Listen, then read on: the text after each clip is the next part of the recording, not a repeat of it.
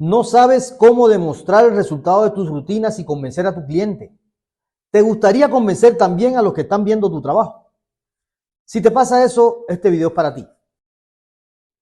Hola, ¿cómo están? Bienvenidos a este video. Si no me conoces, soy Michael Almenares y hoy te quiero compartir uno de los secretos y objetivos básicos que debes tener en cuenta como entrenador personal en tu planificación si dentro de tus metas está convencer al cliente con resultados comprobables y seguros. Comencemos. Lo primordial a tener en cuenta a la hora de planear tus rutinas es reconocer que toda metodología que se aplica en el proceso de entrenamiento tiene una base científica y sobre todo está rigurosamente regida por leyes objetivas que reflejan la realidad y determinan el paso a seguir en el camino hacia la perfección de la condición física, estética corporal o sencillamente hipertrofia muscular. Condición física, ¿qué es?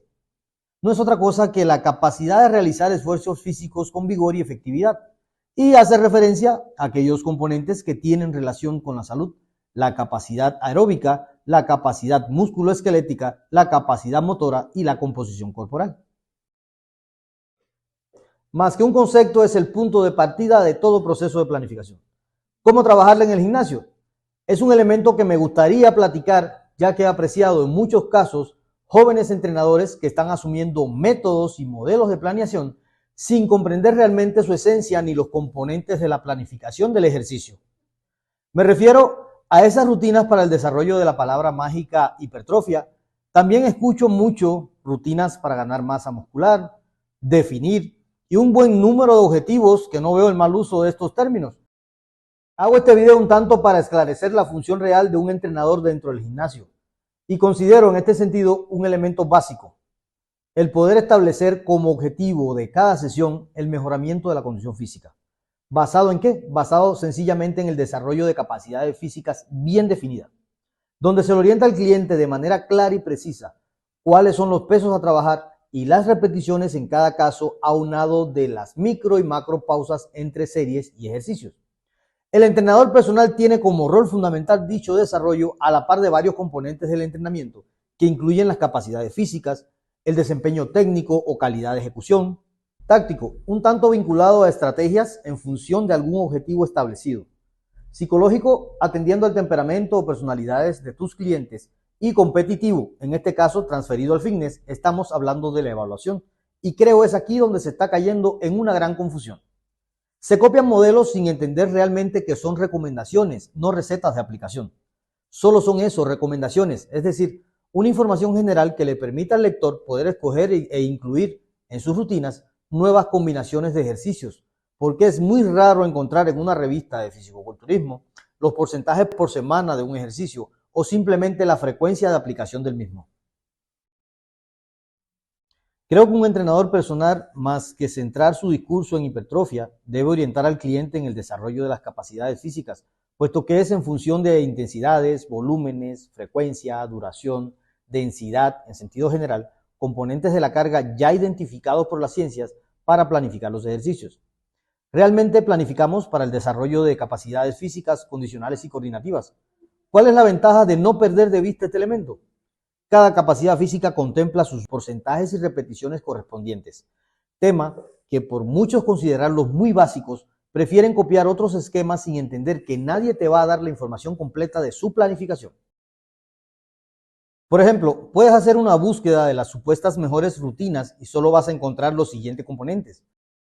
Por ejemplo, volumen y en muy raros casos alguna mención muy lejana de intensidad. Esto es, ejercicio seguido de rango de series y repeticiones.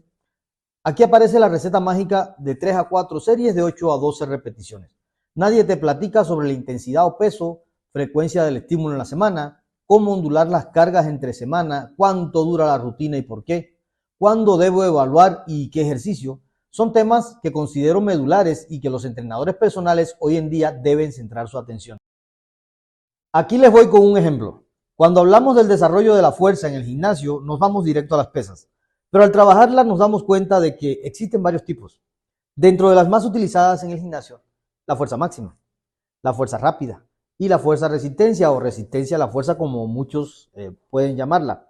Cada una de estas capacidades físicas ya tiene científicamente establecidos sus intensidades a trabajar y además sus rangos de repeticiones. Por ejemplo, si queremos desarrollar la fuerza máxima, la ciencia tiene muy bien establecido ya que la intensidad de trabajo, por ejemplo, debe sobrepasar los 85% de tus posibilidades máximas con respecto a la 1RM y un rango de repeticiones de 1 a 3 por cada una de las series. Al igual que en el caso de la fuerza rápida, entre el 60 y el 84% y un rango establecido de repeticiones de 1 a 6. Y en el caso de la resistencia a la fuerza, por debajo del 60% y un rango de repeticiones superior a 8. Siempre aclarando que en la realidad el trabajo de estas capacidades físicas ya sustentada en métodos combinados o modernos se trabajan hasta los 3 tipos de fuerza en una misma serie. ¿Cómo se evalúa? Se evalúa fundamentalmente a partir de los ejercicios clásicos, bien conocidos como press de banca, peso muerto y sentadilla. ¿Por qué estos y no otros? Son ejercicios multiarticulares que por su técnica de ejecución mueven grandes grupos musculares a la vez y permiten un alto nivel de estabilidad y control del centro de gravedad del cuerpo con respecto al implemento.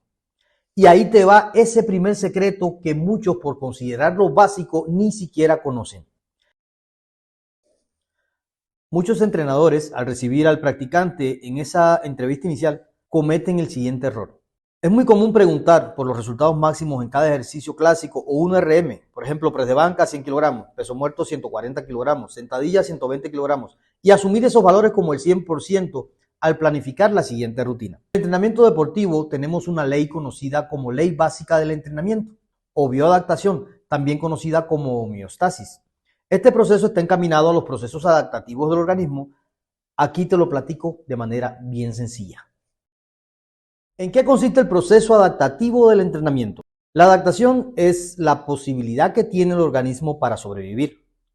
Un organismo en estado de adaptación significa que ha alcanzado un equilibrio entre los procesos de síntesis y de generación, estando en esta situación hasta tanto no se interrumpan las exigencias que demanda el equilibrio.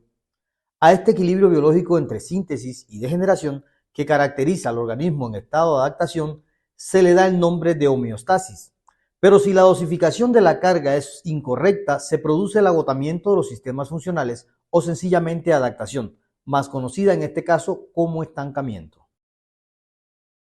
En la práctica funciona así. Si algún agente, en este caso la carga de entrenamiento, interrumpe la homeostasis, el organismo tratará de buscar nuevamente el equilibrio funcional.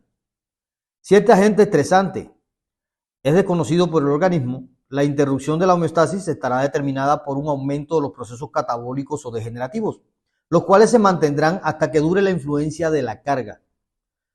Casi de forma inmediata, el organismo va a responder a esta agresión con un aumento de los procesos constitutivos, generativos o anabólicos, lo que llamamos recuperación, a fin de dar protección al organismo por las pérdidas energéticas sufridas ante el esfuerzo realizado por la carga de entrenamiento. Estos procesos recuperativos que suceden al ser interrumpida la homeostasis no solo procuran volver al punto de partida ante el esfuerzo, sino más bien tienden a sobrepasar los niveles iniciales de capacidad, lo que parece ser una predisposición del organismo ante una nueva agresión, fenómeno que todos conocemos con el nombre de supercompensación. Lo que quiere decir que si nuestro practicante tiene un 100%, en este caso 100 kilogramos como ejemplo, y nuestro bloque de preparación se establece en 4 semanas, como entrenadores, yo conociendo el punto de partida, que serían 100 kilogramos, se establecería el nuevo objetivo a alcanzar. En este caso, asumiríamos unos entre 2 a 5 kilogramos, el cual como entrenador asumiría como el nuevo 100% y objetivo de la rutina, peso al que le calcularía los porcentajes. Por ejemplo, semana 1, denominada semana de adaptación, trabajaríamos una intensidad máxima del 75% de 105. En la semana 2, conocida como semana de base, trabajaría una intensidad máxima del 80% de 105. En la semana 3, establecida como semana de choque, trabajaría una intensidad máxima del 85% de 105. Y en la semana 4, semana destinada como descarga y evaluación, trabajaría una intensidad máxima del 100% de 105. Resultado, traemos la homeostasis de la persona respondiendo a estímulos dirigidos a un resultado específico, que conociendo los procesos adaptativos que existen en el organismo, no daremos espacio al estancamiento y sí a un resultado y evolución de manera segura. Por ello considero, y está probado científicamente, que un entrenador debe tomar como referencia los resultados de los niveles de desarrollo de las capacidades físicas como punto de partida. Establecer porcentajes por semana, darle seguimiento para poder demostrar el resultado de cada rutina. La hipertrofia alcanzada es proporcional a este desarrollo. Además, trabajando con base en el desarrollo de capacidades físicas, cuentas con una variable medible que le permite al entrenador demostrar estadísticamente la evolución del cliente al finalizar cada rutina, ya sea por los pesos levantados o sencillamente por la calidad técnica de los movimientos. Al mostrar al usuario su desarrollo, este no solo quedaría convencido de la eficacia de tu rutina, sino que se incluye y forma parte consciente en la estructura de la próxima rutina. Al conocer las intensidades o pesos levantados, volúmenes o repeticiones, frecuencia de cada grupo muscular, la densidad manifestada en las micro y macropausas con base en un método específico. Debemos tener bien claro cuál es el objetivo general de la rutina y los objetivos específicos de cada semana que componen el bloque de preparación. Tener bien establecido cada porcentaje a trabajar y su derivación de cargas. Mientras más explicas cada componente de la carga empleado, más aprende tu cliente a interpretar y realizar cada ejercicio apegado al método que se utilice. Y al finalizar el proceso, valorar si se cumplieron o no los objetivos establecidos, tomando como base los resultados de la rutina anterior. Aspectos que debes tener en cuenta como entrenador personal, lo que descarta la atención a identificar el tipo de ejercicio que se aplicará en cada entrenamiento a fin de ahora sí responder a las características del practicante con base en sus motivos, intereses, objetivos, cánones de belleza que desee la persona por la que acude al gimnasio con nosotros. Gracias por ver este video. Si te gustó, deja tu like, haz algún comentario y no olvides suscribirte a este canal para que no te pierdas nuestro siguiente tema. Yo soy Michael y te agradezco haberte quedado hasta el final. Un abrazo.